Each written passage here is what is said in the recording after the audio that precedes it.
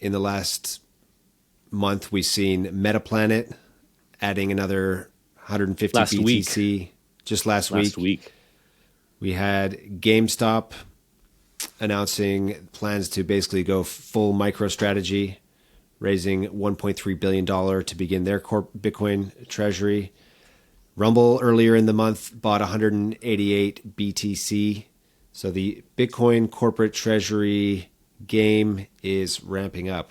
It's so funny how this works, right? Do you remember, Graham, when Sailors the company formerly known as MicroStrategy, started doing this, and people were predicting, if this thing works, then you're going to start to see a lot of other companies do that.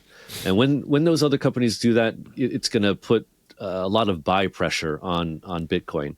That was years ago.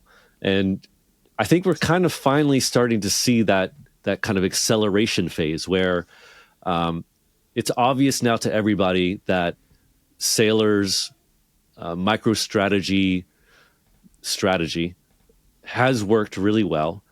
And then the first test case was Metaplanet, right? Which is seen, we talked about this in Token Narratives, which is seen like a 2,000% increase in its share price in 1 year.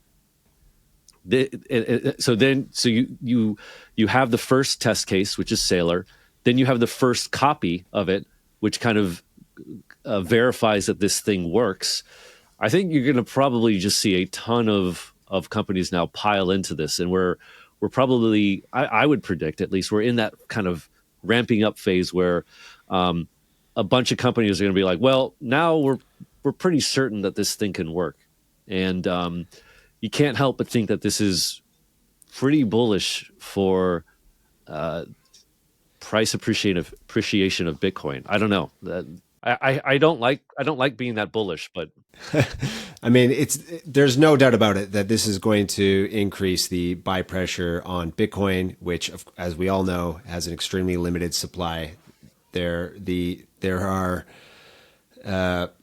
doesn't take much, and these are corporations with big pocketbooks, and more importantly, they enable access to debt. They can issue debt to buy Bitcoin, and it's a proven business model. It works. It's going to continue working, and that's going to continue being bullish for Bitcoin.